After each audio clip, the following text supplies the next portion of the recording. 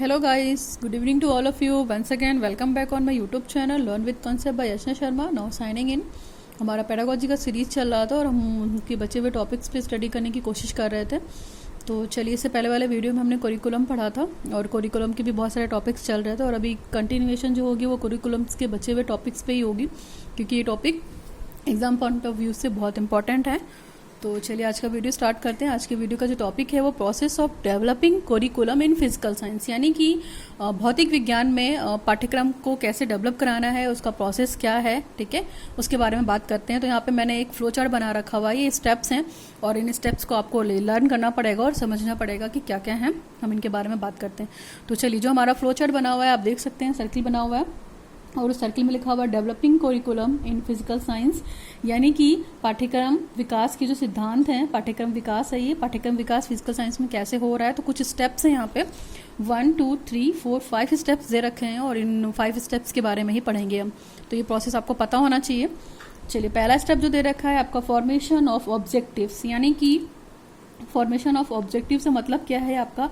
Formation of objective से मतलब है कि आपको सबसे पहले ऑब्जेक्टिव बनाने पड़ेंगे या उद्देश्य बनाने पड़ेंगे। इनके बारे में हम डिटेल हम अगले वाले पेज पे पढ़ेंगे, ठीक है। पहला स्टेप यानी कि क्या हो गया, आप इसको भी कंसीडर कर सकती हैं स्टेप 1, ये आपका पहला स्टेप। तो स्टेप 1 क्या है आपका, formulation of objective. Next objective क्या है आपका, देखिए सिलेक्शन ऑफ लर्निंग एक्सपीरियंस, यानी कि स्टेप 2, यानी कि ठीक है। पहला जो ऑब्जेक्टिव था आपका क्या था, पहला स्टेप फॉर्मेशन ऑफ ऑब्जेक्टिव था, यानी कि स्टेप 1 वो हो गया। स्टेप 2 आपका क्या हुआ, सिलेक्शन ऑफ लर्निंग एक्सपीरियंसेस, यानी कि जो भी अनुभव का चयन करना है, हमने जो भी हमने चीज़ें सीखी हैं, यानी कि सीखने के अनुभवों का चयन, उसके बारे में बात करेंगे। ये आपका स्टेप नंबर 2 हुआ।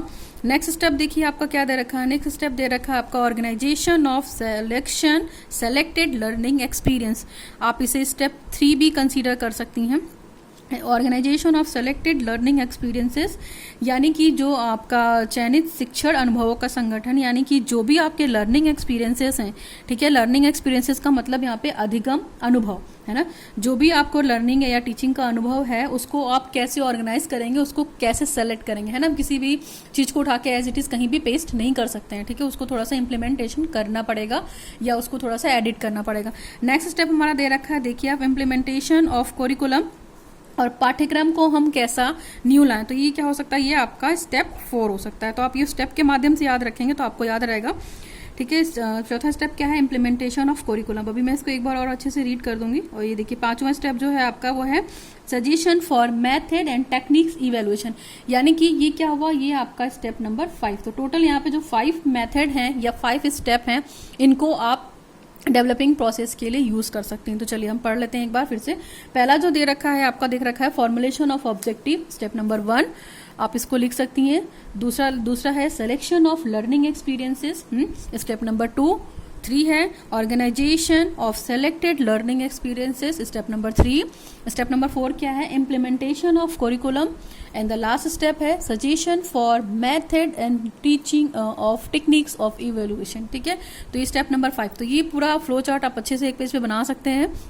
फ्लो चार्ट बनाने से आपका एक प्लस पॉइंट ये है कि आप पूरा पेज कवर हो जाएगा, कम बातों में चीज़ें अच्छे से समझ में आ जाएंगी। तो आप ये फ्लो चार्ट जरूर बनाएं प्रोसेस में, जब भी प्रोसेस पूछा जाए या कोरिकुलम के रिगार्डिंग बात की जाए, ठीक है। तो developing curriculum in physical science का ये क्या था, आपका फ्लो चार्ट था। अब इन्हीं स्टेप्स को हम यहाँ पढ़ लेते हैं। टोटल 5 स्टेप है और इन 5 स्टेप को आपको लर्न करना पड़ेगा, ठीक है। तो पहला स्टेप देखिए हमारा जो दे रखा है, और फॉर्मुलेशन ऑफ ऑब्जेक्टिव। तो ऑब्जेक्टिव का मतलब है कि सबसे पहले आपको क्या फॉर्म करना पड़ेगा, जो भी प्रॉब्लम है आपकी। मान लीजिए ऑब्जेक्टिव्स की अगर हम बात करते हैं तो हमें अब स्टेप्स को डिटेल में पढ़ने की कोशिश करते हैं। तो आपको बताया मैंने टोटल कितने स्टेप हुए हैं आपका डेवलपिंग प्रोसेस में। डेवलपिंग, ये है आपका डेवलपिंग प्रोसेस, ठीक। और मैंने यहाँ पे आपको टोटल 5 स्टेप बताएं। तो जो स्टेप नंबर 1 है आपका, स्टेप नंबर 1 क्या था, स्टेप नंबर 1 में हम पढ़ेंगे formulation of objectives, formulation of objective. Formulation of objectives का मतलब है यहाँ पे कि सबसे पहले आपको अपना क्या डिसाइड करना पड़ेगा, उद्देश्य या ऑब्जेक्टिव। ऑब्जेक्टिव से मतलब यहाँ पे किसी भी तरह की प्रॉब्लम हो सकती है, ठीक है, या कोई भी टास्क हो सकता है, ठीक है। तो ऑब्जेक्टिव इसलिए यानी कि अगर हम साइंस के प्रोसेस को डेवलप कर रहे हैं तो हम स्टेप 1 में ये देखेंगे कि हमने क्या ऑब्जेक्टिव बनाया है ना, हम किसके बारे में बात कर रहे हैं। ऑब्जेक्टिव इन द सेंस कि अगर हम साइंस पढ़ रहे हैं तो साइंस के जितने भी ऑब्जेक्टिव आपने अभी तक पढ़े हैं वो सारे ऑब्जेक्टिव कंप्लीट होने चाहिए और उसका एक अच्छा सा फॉर्मुलेशन होना चाहिए। तो ये क्या है डेवलपिंग प्रोसेस में सबसे पहला स्टेप 1 यही हुआ। तो जब भी प्रोसेस होगा डेवलपिंग का, सबसे पहले हम किस बात को ध्यान में रखेंगे कि जो भी हमारे साइंस की टीचिंग लर्निंग ऑब्जेक्टिव है जिनको हम अचीव करना चाहते हैं वो प्रोसेस बने। तो स्टेप नंबर 1 आपका ये हुआ। नेक्स्ट स्टेप है आपका स्टेप नंबर 2, ठीक है। तो स्टेप नंबर 2 में देखिए क्या दे रखा है। स्टेप नंबर 2 में दे रखा है आपका कि selection of learning experiences, selection of learning experiences, है ना, लर्निंग एक्सपीरियंसेस। तो ये स्टेप 2 में लर्निंग एक्सपीरियंसेस का देखिए मतलब ये हुआ कि जो भी आपके पास अधिगम का अनुभव है, जो भी आपने सीखा है अपनी लाइफ में, जो भी साइंस से रिलेटेड एक्सपीरियंसेस होते हैं, यानी कि पता होता है कि टेस्टिंग होती है, वैलिडिटी होती है, इसके बाद एक्सपेरिमेंटेशन होता है, रियल टीचिंग होती है, तो ये सारी चीज़ें हैं उनको सेलेक्ट करना पड़ेगा जब भी वो क्या करेंगे, कोरिकुलम को डेवलप करेंगे। किसके कोरिकुलम को? साइंस को। ये साइंस की बात हो रही है, फिजिकल साइंस की बात हो रही है। तो जितने भी लर्निंग एक्सपीरियंसेस हैं, टीचिंग एक्सपीरियंसेस हैं या बिहेवियरल एक्सपीरियंसेस हैं या जो भी रियल एक्सपीरियंसेस हैं साइंस से रिलेटेड, उनको भी वहाँ स्टेप 2 में डालना पड़ेगा। तो हमने सबसे पहले प्रॉब्लम सेलेक्ट कर ली, यानी कि हमने ऑब्जेक्टिव बना लिया कि हाँ हमें साइंस के अंदर ये ऑब्जेक्टिव को अचीव करना है। उसके बाद ऑब्जेक्टिव को अचीव करने के बाद हमने क्या क्या सीखा है, इन चीज़ों को सेलेक्ट करना है ना। सिलेक्शन ऑफ लर्निंग एक्सपीरियंसेस का यहाँ पे यही मतलब है कि हमें ऑब्जेक्टिव को अचीव करने के बाद हमने किन चीज़ों को सीख लिया है और किन चीज़ों को भी सीखना बचा हुआ है, ठीक है। तो ये स्टेप नंबर 2 है आपका। चलिए now we come to the step number 3। तो स्टेप नंबर 3 में आपका क्या है? Organisation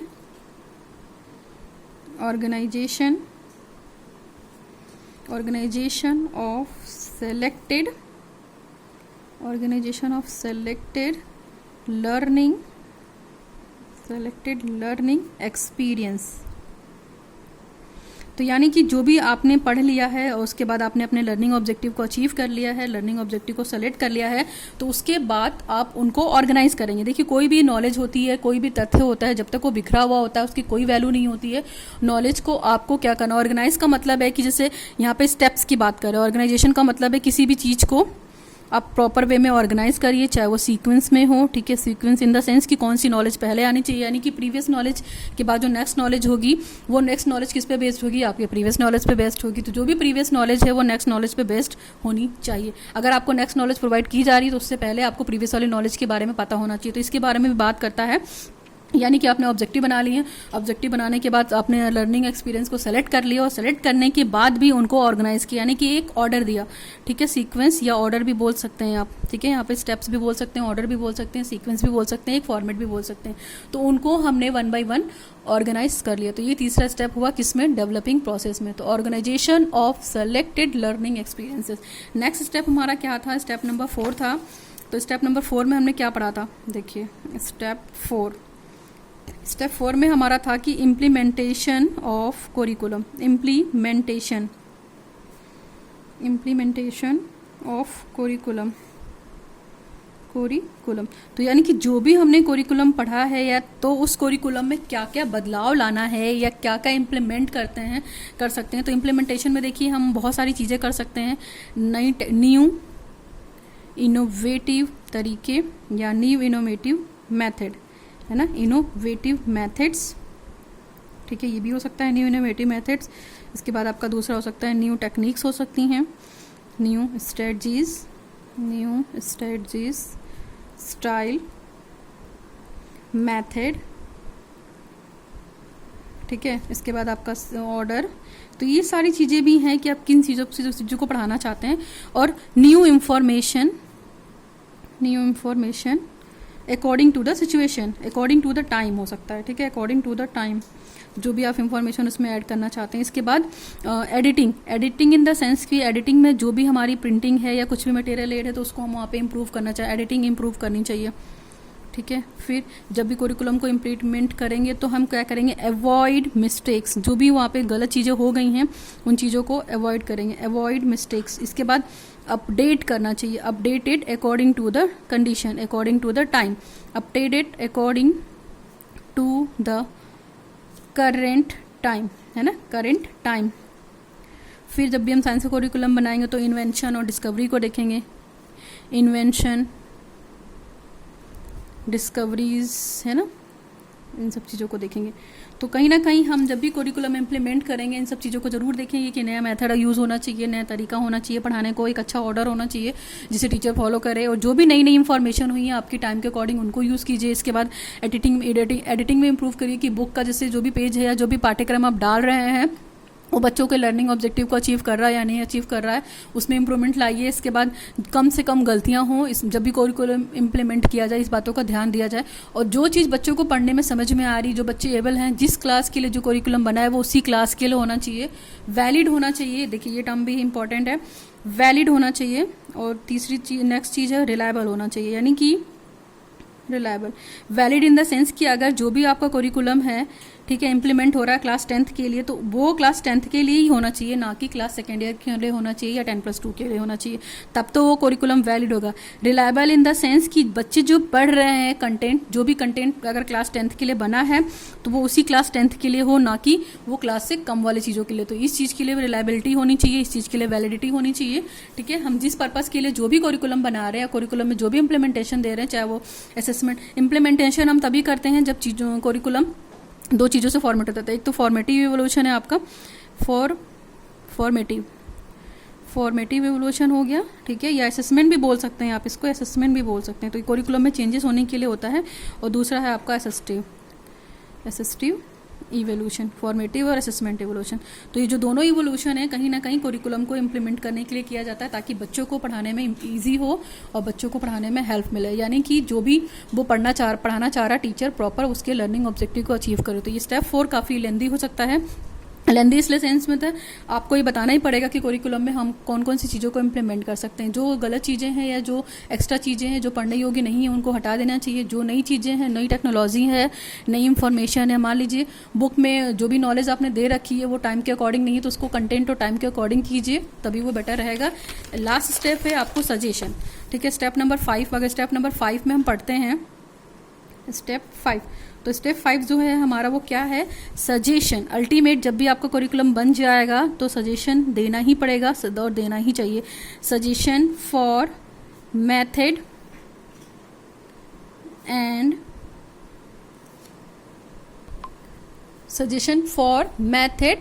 and techniques of evaluation, and TCHE techniques of evaluation, ठीक है। तो आपको जब कोरिकुलम आपका इम्प्लीमेंट हो जाएगा तो आपको सजेशन भी देना पड़ेगा और ये भी बताना पड़ेगा कि कौन सा मेथड किस चीज़ के लिए यूज़ है, साइंस के लिए हम कौन कौन से मेथड यूज़ करें, ठीक है। मेथड में अगर हम बात करते हैं तो बहुत सारे मेथड हैं, साइंटिफिक मेथड हैं, तो इन सब चीज़ों का जब भी कोरिकुलम साइंस का बन रहा हो ध्यान देना चाहिए। देखिए पहला तो लेक्चर मेथड, लेक्चर कम डेमोस्ट्रेशन वाला मेथड होना चाहिए, ठीक है। फिर इसके बाद है लेबोरेटरी मेथड है, साइंस की टीचिंग के लिए ये सब चीज़ें ज़रूर होनी चाहिए, ठीक है। इसके बाद डेमोस्ट्रेशन मेथड है, ठीक है, ये भी अच्छा है। फिर सबसे इम्पॉर्टेंट मुझे ये लगता है प्रॉब्लम सॉल्विंग मेथड होता है, जहाँ पे बच्चे अपनी प्रॉब्लम को भी सॉल्व करना सीख जाते हैं। प्रॉब्लम सॉल्विंग ये भी एक अच्छा मेथड है साइंस को पढ़ाने का, प्रॉब्लम सॉल्विंग मेथड, ठीक है।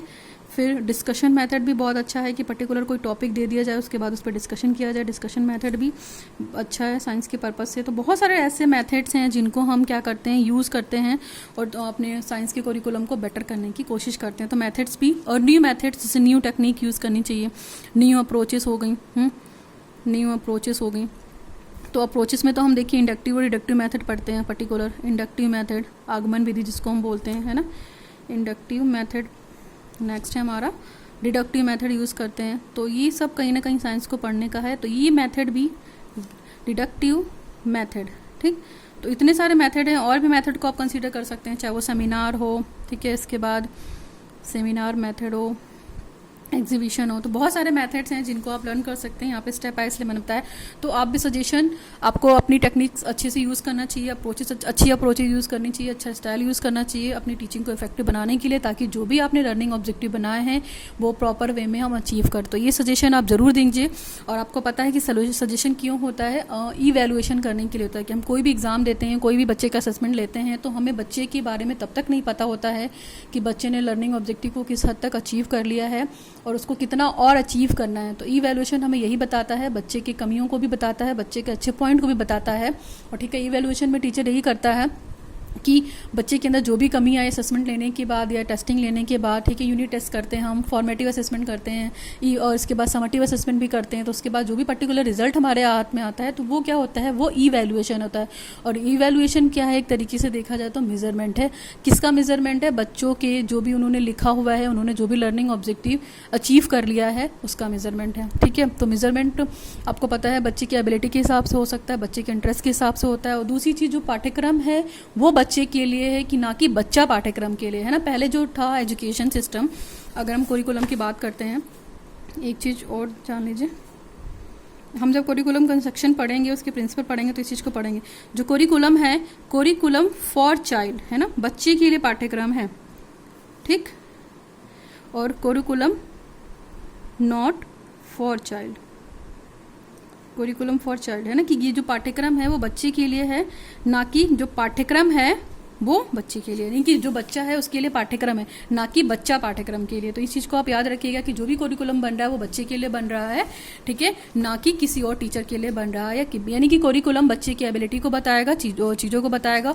और आज की डेट में आपको पता ही है कि चाइल्ड सेंटर्ड एजुकेशन जो है तो बच्चे की नीड की बात करता है, चाइल्ड सेंटर्ड एजुकेशन, ठीक है। चाइल्ड सेंटर्ड एजुकेशन की बात बहुत पहले से स्टार्ट हो गई है और अभी जो एनपी आया है, नेशनल पॉलिसी ऑफ एजुकेशन, उसमें इसके बारे में ही बात की गई है। चाइल्ड सेंटर्ड एजुकेशन होनी चाहिए, यानी कि एजुकेशन बच्चे के इंटरेस्ट के अकॉर्डिंग होनी चाहिए, बच्चे की एबिलिटी के हिसाब से होनी चाहिए कि बच्चा क्या पढ़ना चाह रहा है, क्या पढ़ने में इंटरेस्टेड है, ना कि टीचर के अकॉर्डिंग होना चाहिए। तो टीचर का काम यहाँ पे केवल गाइडर है, सजेस्टेड है। तो यहाँ पे हमने जो पढ़े हैं सारे स्टेप्स, एक बार उसको रिवाइज कर लेते हैं। हमने पढ़ा है process of developing curriculum in physical science, और 5 स्टेप काफ़ी अच्छे से मैंने क्लियर कर दिया हुआ है, आपको किसी स्टेप में कोई प्रॉब्लम नहीं होगी। पहला जो हमने बताया ऑब्जेक्टिव, फॉर्मुलेशन ऑफ ऑब्जेक्टिव, फिर selection of learning experiences. Formulation of objective में हमने सबसे पहले उद्देश्यों का गठन किया और फिर इसके बाद सिलेक्शन ऑफ लर्निंग एक्सपीरियंस में हमने सीखने के अनुभवों का चयन किया, जो भी मैंने सीखा, ठीक है। नेक्स्ट हमारा organisation of selected learning experiences, चयनित शिक्षण अनुभवों का संगठन किया, फिर उसको ऑर्गेनाइज किया नॉलेज लेने के बाद। फिर पाठ्यक्रम का क्या हुआ, इम्प्लीमेंटेशन हुआ, यानी कि पाठ्यक्रम का कार्यान्वयन हुआ। और नेक्स्ट है लास्ट था हमारा सजेशन। तो मूल्यांकन की क्या विधि थी, क्या टेक्निक थी, हमने उसके लिए सुझाव देने की कोशिश की। मैंने आपको यहाँ पे ये 5 स्टेप क्लियर कर दिए हैं, ठीक है। तो आप इस चीज़ को देख लीजिएगा एक बार। और फिर भी इन केस कोई दिक्कत होती है डेवलपिंग प्रोसेस में, कोई दिक्कत नहीं होगी, स्टेप में हमने ऑब्जेक्टिव बनाया, चाहे वो टास्क हो चाहे प्रॉब्लम हो।